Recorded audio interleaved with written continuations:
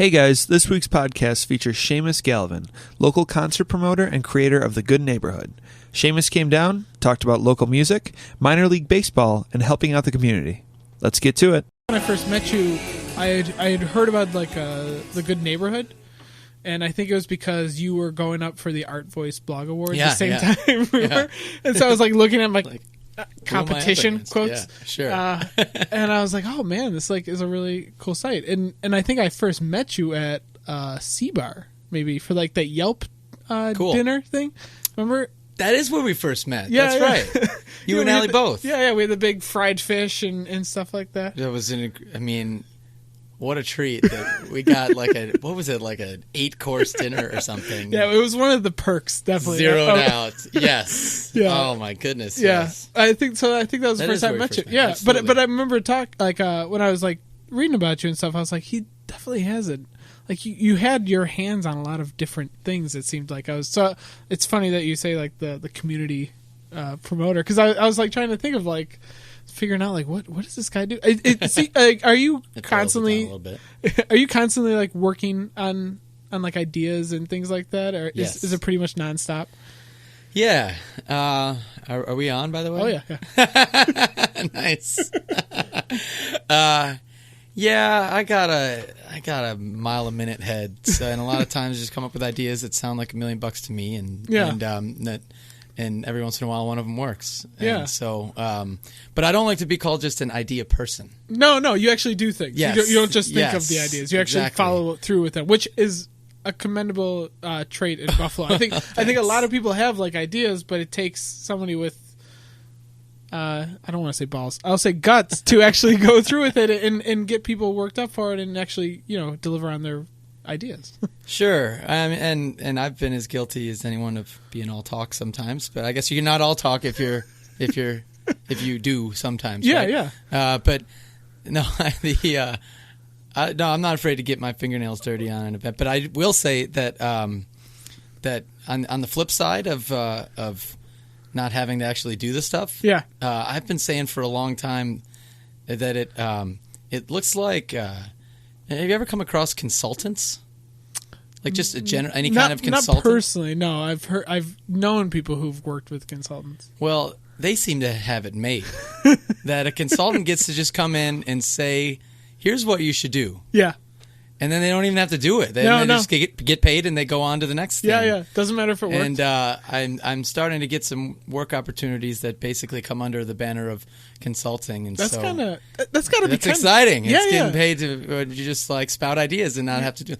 But I'm not really comfortable with that because it has to be flattering though to think that people value your opinion or your expertise enough in certain fields that they go to you like that. Sure. Well, I think I'm good at just a few things, and if those things have enough value, that people want to pay me to do those few things that I really enjoy and have seen over the years that people can make a living off of, then I suppose then I'm looking for consulting gigs. We'll have your email address at the bottom of this post. You're looking for a consultant to tell you how to do your job. I'm your man. So what? Let's start with the Good Neighborhood. How did that get going? How did the blog and all that stuff get started? Well, speaking of ideas, the Good Neighborhood in a lot of ways is still just an idea. Yeah. It's just the basic.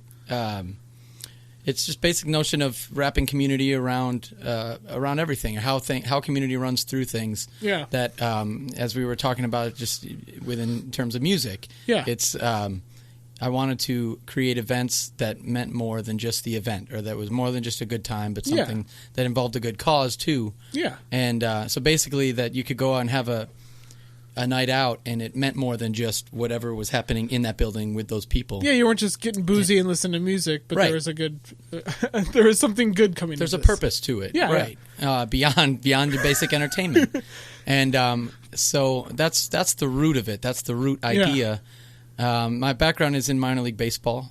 Oh, really? And I started. I did not know this. Yeah, I started with the Bisons when I was 14. Okay. And various other baseball outlets in Buffalo, and but Bisons are obviously the the big ticket when it comes to baseball in Buffalo. And so I started there as kind of, well, what can a 14-year-old do at a ballpark? I wasn't the bat boy, but I was doing some PR stuff and wow, and at writing. 14. Yeah. That's pretty cool. It was something I realized when I always loved hanging around the ballpark, and I realized at around the age of 12 or 13 that, wow, people are getting paid to be here. This is like something I could do for a living. Yeah. And so I was pretty dead set on that for a long time, and have spent most of my adult life in minor league baseball. I had no idea. But I moved back here 4 years ago and left minor league baseball, came back here, kind of set out on my own. But I bring that up because it's the root of that is that I really got tied to the notion of the ballpark as a community meeting place, and the ball club meaning more than just a game of baseball. It was a gathering place for thousands of people on any given night, and it was a place that people saw as a resource when they wanted to do something good for the community, that either they could do it at the ballpark or they could seek out the ball club, the organization, to help them. So I started some initiatives that involved nonprofits and people working for the greater good, using the stadium and the games to benefit their mission, and just spun that back here with the idea of starting with concerts, because that was my best network in Buffalo, been writing for the Buffalo News for 10 years and mainly covering music. So I felt like I could carve a niche within the music community, that we could do concerts that had a greater purpose to them. And so it really just started with that. Started at the Sportsmen's Tavern and branched out from there. That's kind of crazy. Do you think, kind of go back to the minor league baseball thing? Sure. Do you think that's something that could have only happened on like the minor league level? Do you think that there's like an atmosphere with like that kind of crowd, that it's maybe more of a hometown? Like, I mean, obviously, like a major league baseball team, like it kind of gets attached because there's like these millionaire players and stuff like that. I feel like minor league is way more personable and I don't know, more attached. Something where you could, generate, interest in a local cause, I guess. I don't know. Yeah, you got it. That's right. I really loved working in minor league baseball because it's closer to ground level in the community. Yeah.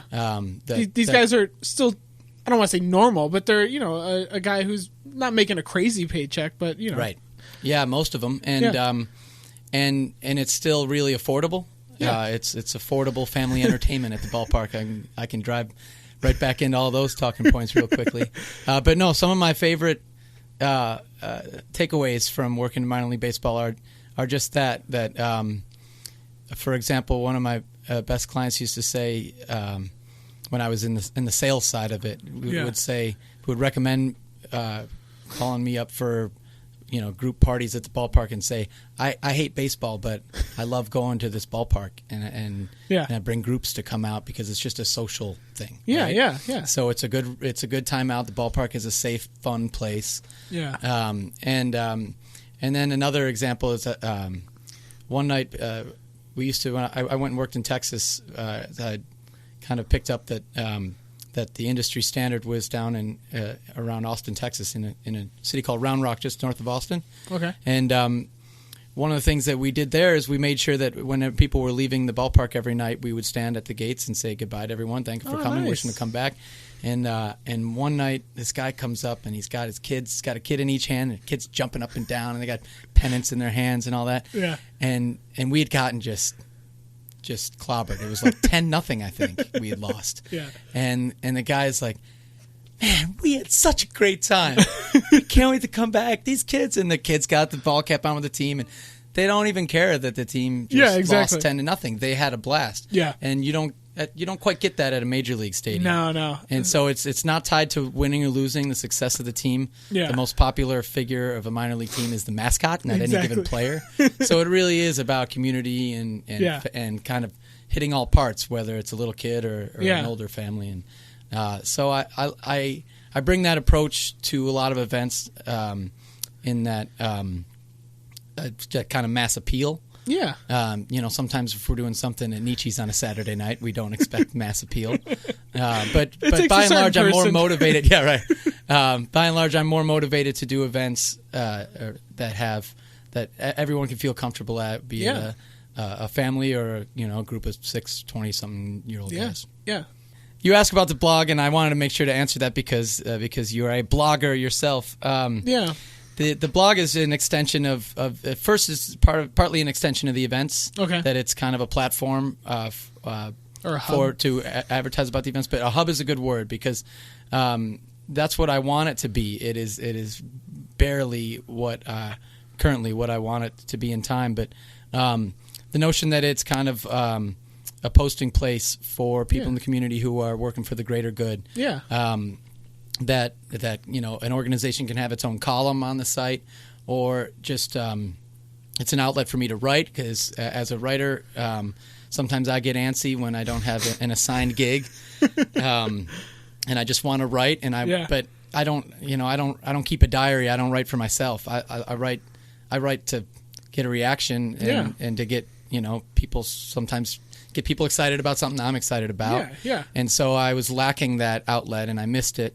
So the blog became an extension of that, and I welcome the term blog now. I've been a paid journalist for 20 years, so I had to come around to the term blog. That was like a 4-letter word. Yeah. Literally and figuratively. That I was like, when I started the site, I was like, we are going to be journalists and we're going to do real journalism, and then within the first few months, if somebody would come up every once in a while and say, "Hey, I really like your blog," and I would, "Oh, thank you," and I wouldn't say it's not a blog. To myself, I would say, "God, I'm a writer, not a blogger." And I just had to kind of ditch that old school mentality and welcome it. And I found that that actually embracing it is a good idea because not only it's just kind of the way things are going in terms of the way what people are reading, what people are seeking to read. Mm-hmm. It tends to be oftentimes shorter, or people seem to be getting into the first person. I didn't think that it was cool to write in the first person. As a writer, yes, you write in the third person, not about you. Yeah. It's about the subject. Yeah. But in the blogging world, it's okay to say instead of just writing about the menu at Cantina Loco, writing about what you like about the menu at Cantina Loco, your experience there, and people are relating to that more these days through blogs, I guess, are relating to that style of writing more. Yeah, I think that's one of the advantages we have on our site. I mean, obviously, people like Andrew Gallarno and Buffalo Spree do amazing work with their reviews and food write-ups, but our tone is definitely more casual and more first person and kind of just when they read it, they know it's like me or Allie writing it. Basically, I don't know. And I've had a similar issue mentally dealing with are people just reading this because they think I'm like nice, or they like enjoy me as a person, or do they actually care about what the hell I'm saying? I don't know. I think what might make a difference there is that you don't refer to her as wifey, and she doesn't refer to you as hubby. I use Yelp as a resource, but doesn't it make your skin crawl when somebody's doing a Yelp review and they're like, "Well, wifey had the chicken salad." Yep. And then I stopped reading it. I no longer want to read that person's opinion. That is also one of my pet peeves of people referring to. Yeah, I will never say refer to Allie as wifey. She would first of all edit it right out of the post. She does your editing. That's right. She would take care of that. Yes. And second, then she would like call me or text me and be like, "What the hell is that wifey stuff?" So yeah, that's not gonna happen. That's pretty funny. You were in Texas though for a little bit, right? Like Austin-ish area, kind of around there. Yeah, I lived in Texas for over 5 years between 3 cities: Austin, Corpus Christi, and El Paso. Yeah, I think one of the first like conversations we ever had, it might have been like drinking at Founding Fathers after that C-Bar dinner of all things, and I really appreciated it. You mentioned something about that. You thought like, for people to grow themselves in the area, that they should at some point spend some time outside of Buffalo. True. And was you going away and coming back?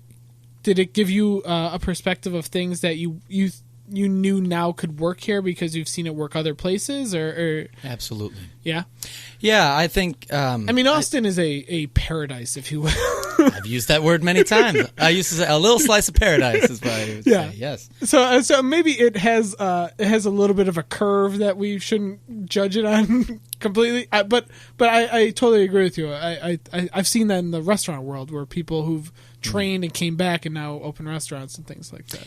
Yeah, I appreciate that you remember that because that's something that I believe in very strongly, and as a result, I say it a lot. Yeah. That I believe that everybody who can and should, if you can move away, then you should. Yes. But not everybody. Everybody, we're all unique people, and your circumstance might make it wise for you to stay. But if you're free to go, then I feel like not only to your point that is very relevant about picking up different experiences and bringing things back that you've seen in other places. Maybe something that you that would be cool in Buffalo that it takes somebody seeing it someplace else.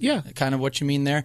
But also just personally, like you find out a lot about yourself when you go to another place. And that really hit me when I'd lived in a few different cities and just was kind of struck one day taking stock at my circle of friends. And I had amassed circles of friends in these different cities who were just very different people. And I was finding what are the common threads between these people? How do I wind up in these circles? And kind of finding out, or just reasoning that whatever the common threads are among all these different people, that's who I am. And that's what you find out what you really want in life when you cut the apron strings and go out on your own to a new place and have to start anew.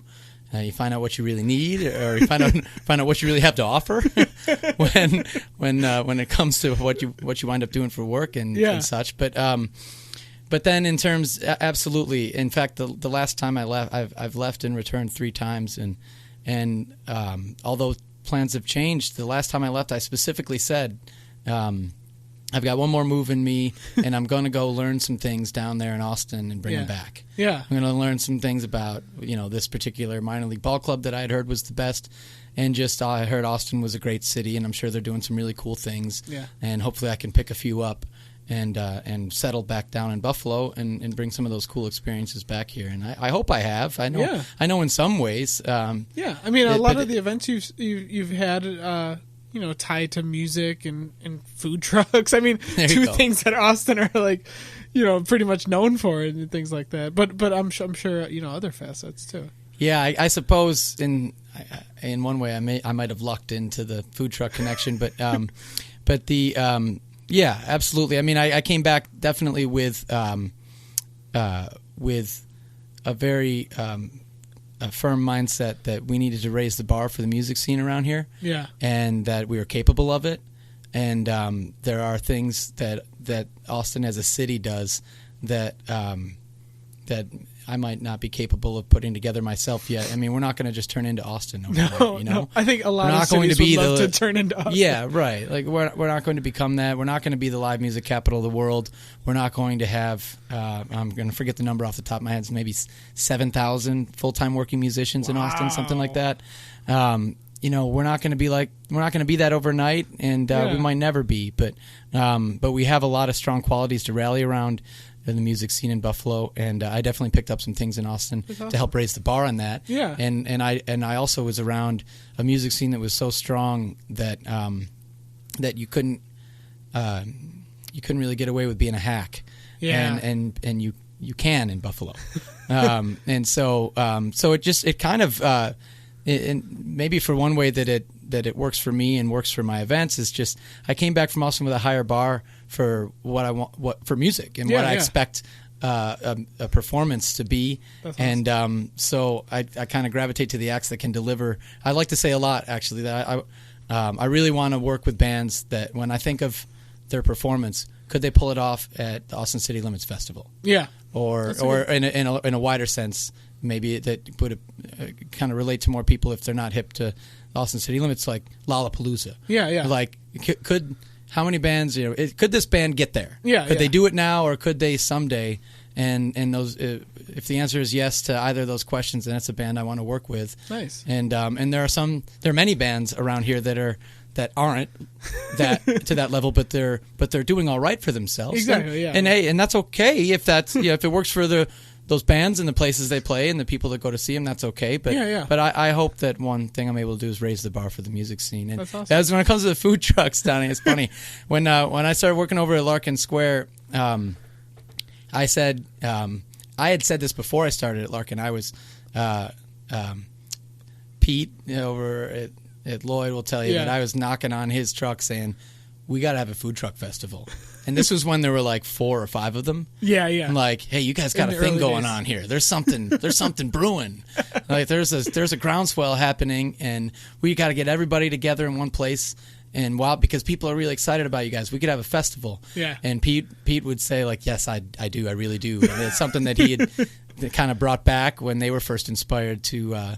There's a good example of someone being inspired from their experiences outside of Buffalo, between the West Coast and Hawaii with Lloyd. Yeah. And so we began working on a food truck festival in Larkin Square last summer. Okay. That was going to happen in October, and it was going to be an international food truck festival. We had a meeting up in Niagara on the Lake, and we were working the connections on both sides of the border.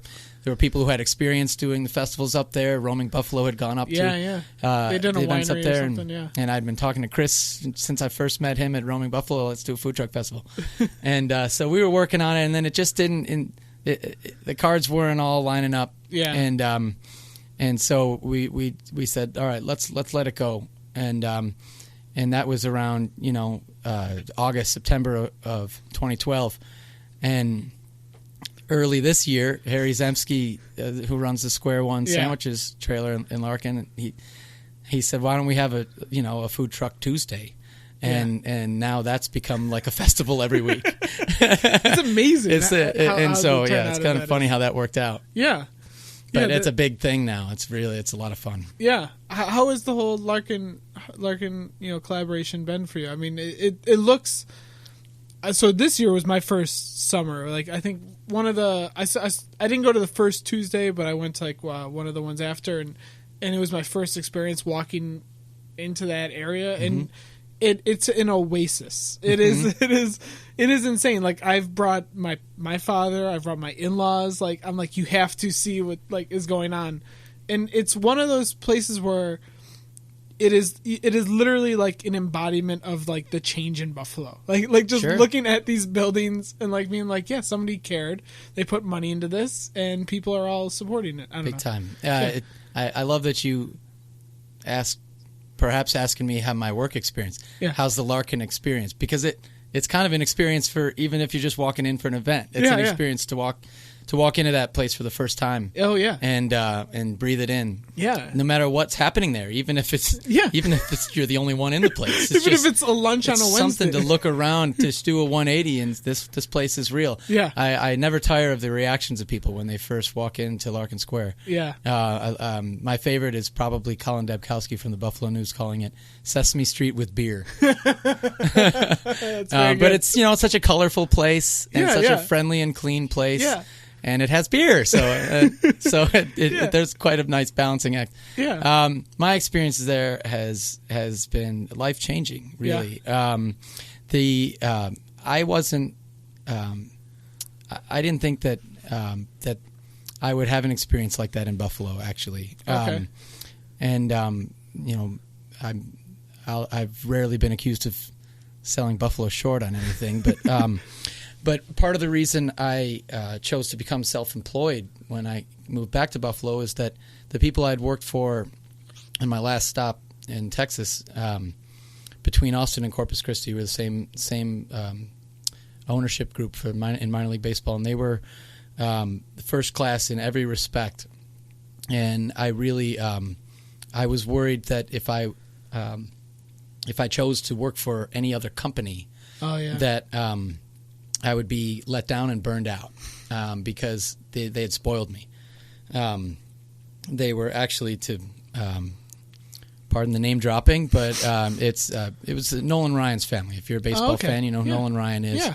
and he and his sons run these ball clubs, the Round Rock Express and the Corpus Christi Hooks, and now they're in the big leagues as the Texas Rangers and Astros, but they still own those ball clubs, and there's very little turnover. I had to really fight my way in to find to get a job there, and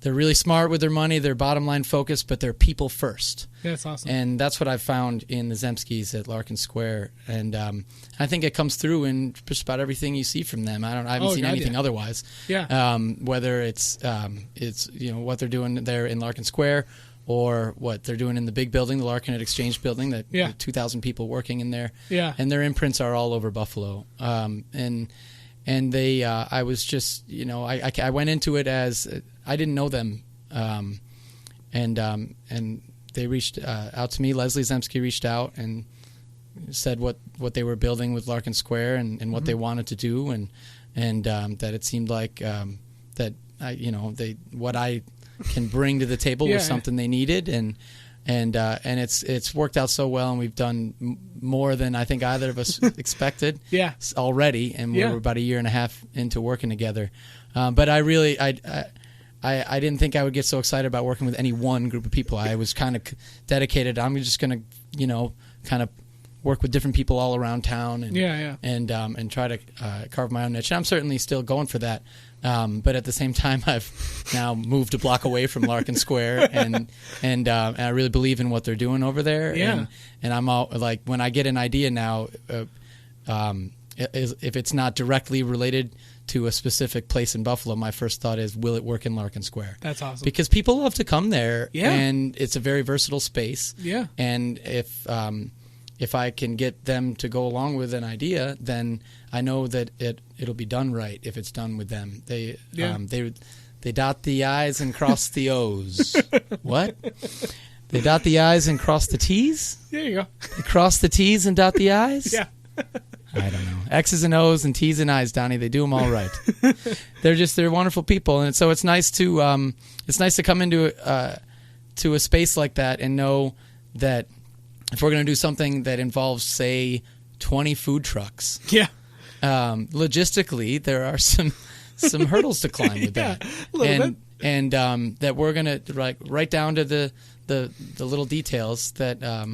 That we're going to get it right, and if we don't get it right the first time, we're going to fix it. Yeah. I started to get a feeling pretty early on working over there, once we got into the events, that is very similar to the ballpark experience. Okay. Where it's a shared community space where people of all ages and interests and backgrounds can come and feel comfortable and have fun. And enjoy each other's company in a way that's very kind of relaxed, and then at the same time feel like you're a part of something bigger, and that's part of the magic of the ballpark, is that space. It's like a happy place, It is, and I've always said that about a ballpark for a long time. It's an escape. It's a place where you can go feel like a kid again. Yeah, exactly. And there's that feeling, that little bit of Fountain of Youth going on in Larkin Square, and it's in such a different way, but it has a lot to do with the design of the place, and so just how that, and the place, and the fact that they're committed to keeping it pristine. So people, when there's an aesthetic about it that is just it is, and it rubs off on people. That aesthetic that I love when we finish an event, that there's very little to clean up, relatively speaking, to an event in another place that has 2,000 people. I mean, we averaged 2,200 people at the Wednesday night concerts this summer. Damn. And I don't think we picked up 2,200 cups to all 14 events combined off the ground at the end of the event. I probably guarantee that.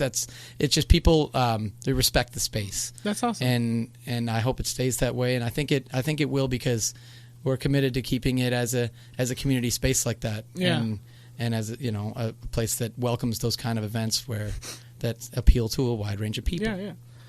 Let's talk about maybe events that go later on into the evening. Sure. I know you've also worked with I believe Sportsmen's Tavern with some of theirs. Absolutely. And I I was just there a couple of days ago. The Buffalo Ironworks is now like a new place that you're going to be working with.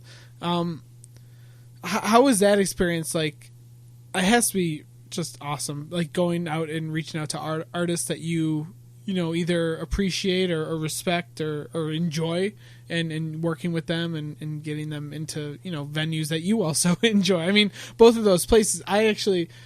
My knowledge of Sportsmen is all through pictures and videos. I have not personally been there myself. But we got to change that. I know we have to change that. I've had dozens of people tell me that I'm a jerk for not going there, but I've only heard great things about the place, and especially it's one of those things where people are investing money into an area, especially Black Rock, that they're trying to bring people to, and Ironworks is gorgeous. I mean, we were just there Friday, and it was fantastic. So.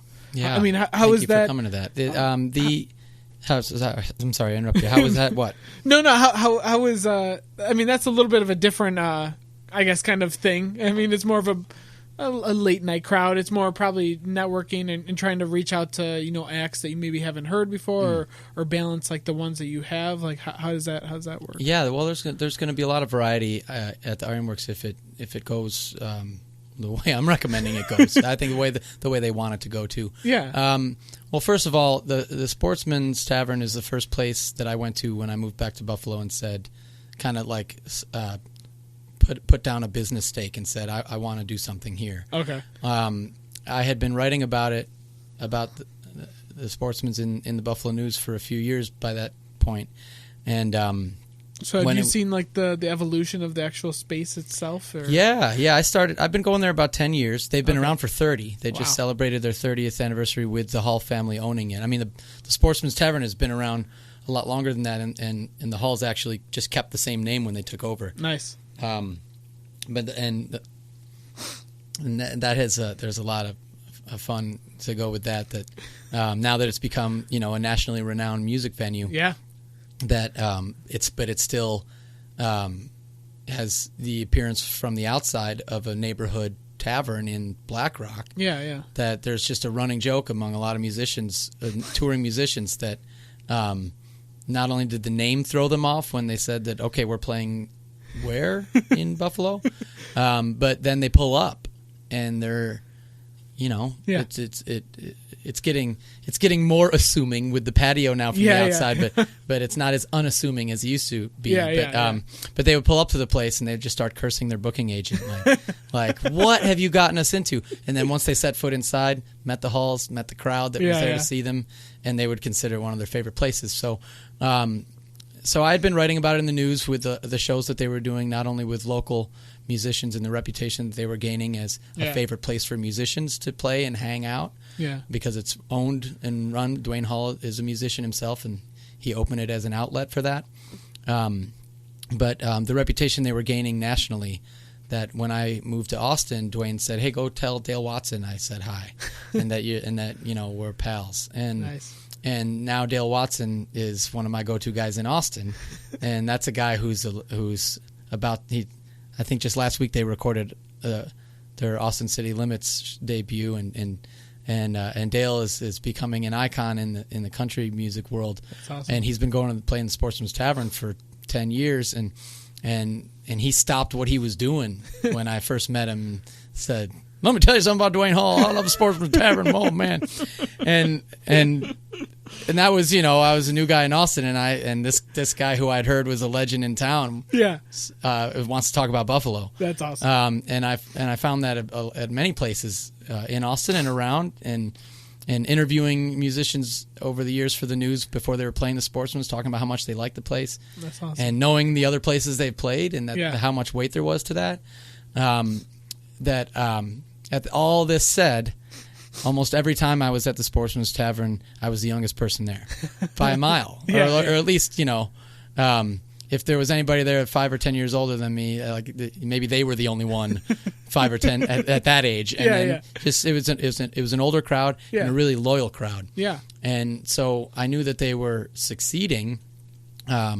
But they still were largely unknown in the rest of Western New York. Yeah. And a lot of people my age and younger had never been there or didn't even know it existed. I will say that I did not know it existed. You can speak to that, and that's still happening. So So my work isn't complete there until every single person aged 35 or younger. I will go there by soon, within weeks. No, I don't want to be an arm twister dummy. Yeah, but so I went to Dwayne and said, I really love what you do, and I know you don't really work with third-party promoters. Yeah. But if you would be open to it, I think I could bring younger people here, people who don't know about this place, and we could do some more community-style concerts. Yeah. And I knew he had a mind for that. And so he said, he gave me more credit than I deserve for how much publicity they'd gotten over the years, because he appreciated, the times that they'd gotten coverage in the Buffalo News, and they hadn't gotten a lot of news coverage overall. So he was grateful to that and gave me an opportunity. And then at the same time was when the renovation was about to start. Yeah. So he was going into this partnership with Earl Ketry, the owner of Pearl Street Brewery, and he said that not only are we going to grow here, and would like you to be a part of that, but they want to bring our brand down to Pearl Street Brewery and bring more music there. Yeah. And you could be my guy there, since I won't have time. I'll be busy renovating the place. So that was, a great, that first door that I knocked on was open wide. That's awesome. And to his credit, Dwayne was the one who introduced me to Sam Severino, the owner of Ironworks, too. Okay. It's a 4-part ownership over there at Ironworks, but Sam appreciated what Sportsman's Tavern does, how they do it. And for his first music club, he realized that he was a little bit out of his element and wanted to learn from the best. Wanted his club to reflect as much as possible that vibe that the Sportsman's has, to get that reputation, and it's a 30-year earned reputation. But so Dwayne and I went over there, and Dwayne said, I was just meeting with Dwayne one day, and he said, I got a call from this guy, and you should come with me. Nice. And so give Sam a lot of credit for saying, I'm going to open a music club. And just like I did when I said I want to do this new thing that involves music, the first place he went was to the Sportsman's, to Dwayne. So now we opened this club, Ironworks, over the last week, and they've been open for 7 weeks. But it's really but I said that they hadn't had a proper grand opening. They had opened in time for the Sabres season, which is their bread and butter, big. right? Yeah, you want to if you're going to be located next to First Niagara Center. There's only 20,000 people there. You want to be open on the nights when there are 20,000 people on your doorstep. So they did that in time, and they hustled to get it open, and they did a great job building that place out. Yeah, it's very very pretty. It's a really interesting room, and it's bigger than a place like the Sportsman's by design. It holds about 450 people. That's a good size. And so we did this grand opening as a way to kind of display what they were going to offer, what I think they at their best will offer, and that. So we did those 3 nights. You were there the first night. Dive House Union was playing. Yeah. And that's, in my opinion, that's one of those ready for primetime Buffalo bands. That's one of those bands that already does tour, but that's a band who could just go and nail it at like Austin City Limits or Lollapalooza. They could go to take on just about any stage, I think. Nice. And really nail it. So I really believe in that band. So they were already booked that night. See, they've already been booking, and so just kind of came in on, well, here you got a strong booking here.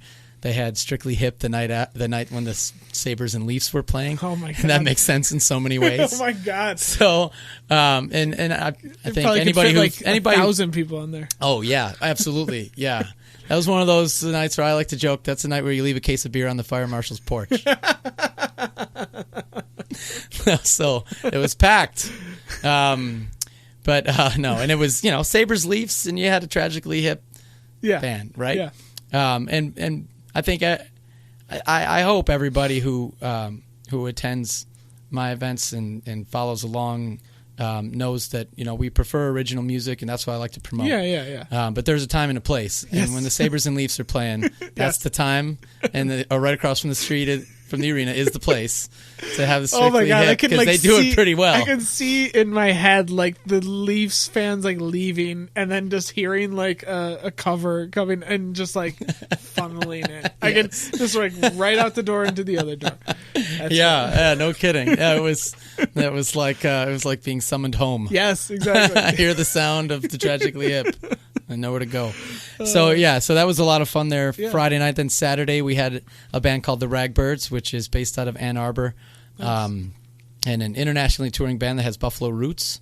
The Zindel, Aaron and TJ are from Lancaster, and so it was a good homecoming for them. And, and we had Zach Ward on the bill with him, who's a friend and an original artist I believe in. In much the same way with his band Son of the Sun could go play anywhere, and he plays himself 4 or 5 nights a week. So I felt like what we did there this past weekend, every night was well attended. There were 3 different kinds of presentations as far as the music went, and that's what that club could be. It can be a home for original bands that are looking for a larger venue. Mm-hmm. Maybe for a special event like a CD release or something, or something where they want to package together a few bands that all can draw well, and let's see if we can pack a club that holds 450 people, right?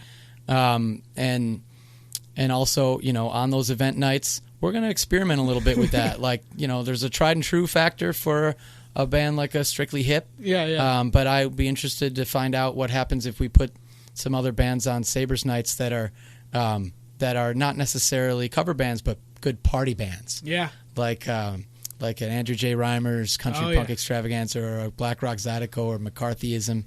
Bands that just have kind of a good rowdy sound and are good for a good party vibe. Yeah. It'll be interesting. After a win. Yeah, well, yeah, right. Yeah. So that's right. Maybe we'll have to make that decision on the spot. So everyone has to be like watching the game like very closely. If we lose, you have to play all covers. It'll be fun to try that out. And I don't know that that's been tried. Yeah. It's so close to the arena. Let's try to put some original music on party nights. I think that's for sure, and we'll give it a shot. And then of course the touring bands. They want to have a lot of touring bands there.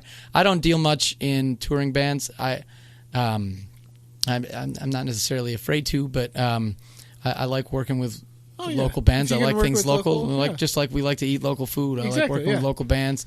And but sometimes a band I really like is from somewhere else, and I want to put them on the stage here in Buffalo. But I also especially love homecomings.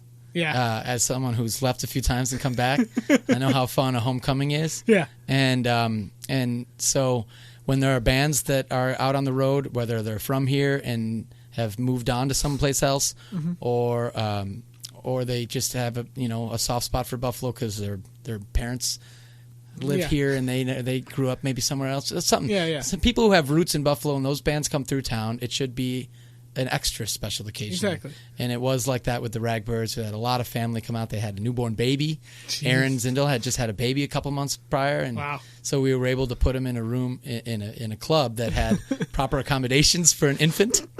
That's awesome. and the whole family. And that's awesome. So I like to do stuff like that, and there are a lot of great promoters around Buffalo and Western New York that are booking touring bands. Oh yeah. And I don't feel the need to really jump in that in that circle, and they don't need another fish in that pond. But by the same side, I'm not really into the competition side of it either, right? Yeah, that's part of carving a niche. Is that I feel like if we can put together good events that have enough appeal to fit the room that they're in, whether it's the Sportsmen's or Larkin Square, then there are a million people in Western New York. So exactly, maybe only about 1,000 going out looking for live original music on any given weekend. But if you put together a good event that has a lot of appeal to it, then we can all win. Yeah. I don't buy the competition thing too much. It's out there, Yeah, it's out there. It's out there. But I feel that it's not necessary for everybody to get out and have a good time. It's just not something that motivates me. Exactly. I think we can wrap it up with the band that you actually gave me here today, Robot Holiday. It's Robot Holiday time again. Affirmative. Yes, that's a song. So we're going to be posting this on Tuesday. On Friday? This Friday. This Friday. You could probably... This Friday, December 6th. Yeah. It's kind of funny to say this. So we're recording this like 3 weeks from that Friday. In the future. But, this is going to exist forever on the internet. Mm-hmm. So it could be, we might as well be talking to the people who are listening to this in 2016. Yes, yeah. So don't even say this Friday. When people Google or iTunes search your name, this podcast will come up and they can download it whenever they want. Man, are you saying that like when all is said and done, this is going to be what I'm remembered by right here? I don't want to say it's the most important thing you might have ever done. I need to start talking about how much I love my family, don't I? No, Friday, December 6th, 2013. Yes. Is the 4th annual Robot Holiday Live. It's the 2nd annual Holiday Live at Larkin.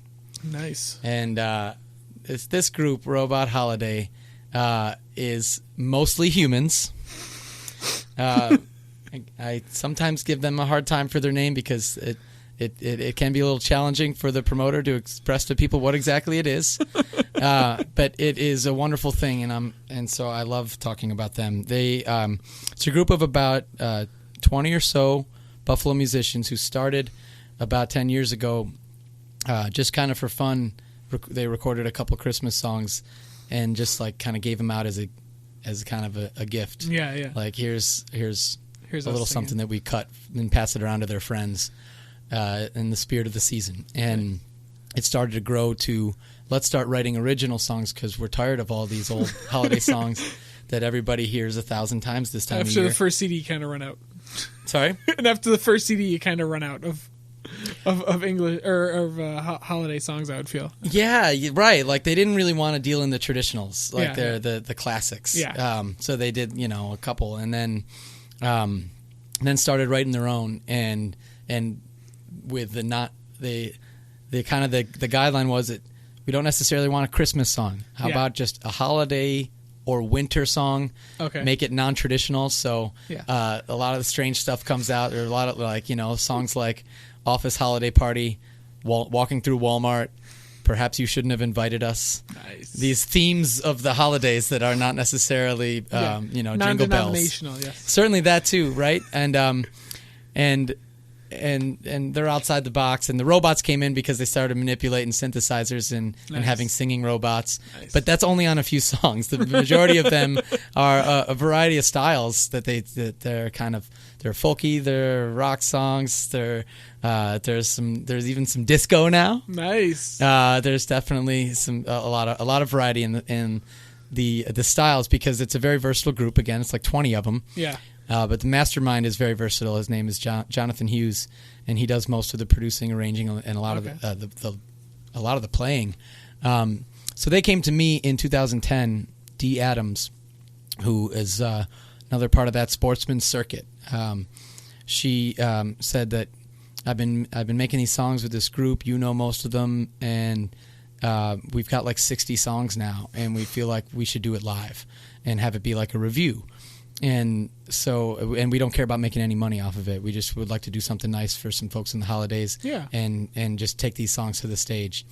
And it was just such a shoe-in for me because there are some of my favorite people on the scene already, Jim Whitford and Rob Lynch. There are like 20 of them, so I should stop before I just name 15 and forget 5. But there really are some of the most prolific Buffalo musicians, the people who you see out the most often, and just good people that, like I said, they did this for fun, and they still feel that way about it, even though now they're pushing 100 songs. Damn. And I really feel that this stuff is legit, that this you could play a lot of these songs alongside the classics and they'll fit in. Nice. And so it certainly met that medal for me of, is the bar high enough? Yeah. This is not just like a hokey thing. This is really good stuff. And we've talked a little bit about, like, I know I could take this to Austin. Nice. And these guys could turn a lot of heads down there.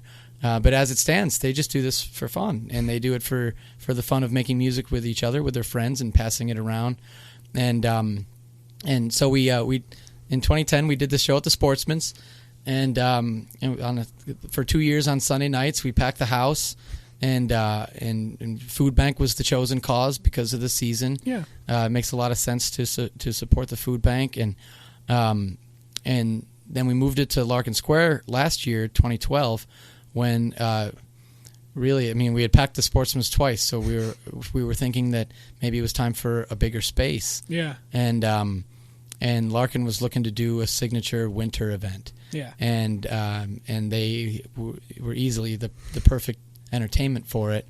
And so they made another CD, as they do every year, and First Niagara gave the CD as a gift to all their employees. Oh my First God. Niagara, I should mention, First Niagara Bank is a major force at Larkin Square. They really underwrote the construction of the square and a lot of the improvements in the neighborhood. Yeah. Up and down that streetscape in Seneca, and so they wanted to do something nice at holiday time. That's awesome. So we had this event.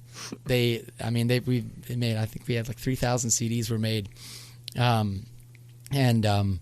we had 1,600 people on the first Friday in December hanging out outside we covered the boardwalk, we heat it, and it's really warm in there, and we have the heaters outside, and so we were fortunate last year. I kept saying, let's have snow. I want snow. We're gonna have an outdoor event. It's Buffalo. We can handle it. But it was probably for the best for a first time event that it was 44 degrees and no wind, and so people were happy to kind of stand around outside. Yeah. But even though like under the boardwalk, it was like living room warm, and that's where the band played. And so yeah, we had 1,600 people. Really had a blast with the event. This year we are not only do they have a new crop of songs and a new CD, and some new performers on those songs, but the crew, the Robot Holiday crew, is growing. But we decided that it would make the event even better and even more of a signature Larkin Square event, to combine the food truck night aspect. Nice. And part of that is because the demand for food truck night in Larkin Square has not really ceased. No. I mean, certainly there are less people who are inclined to spend a Tuesday night hanging out outside in Larkin Square around the food trucks than in the summertime when we had upwards of a couple thousand people on any given Tuesday.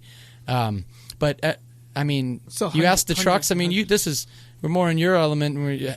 We're hanging around the folks who run the food trucks, and they tell me that that really not a day goes by that people don't ask them, when are you going to be in Larkin Square? When's the Larkin Square food truck night going to start up again? Yeah. So it's a signature event for them. Right? I mean, it's something that they plan around. It became a festival every week. So just kind of like our Wednesday night thing.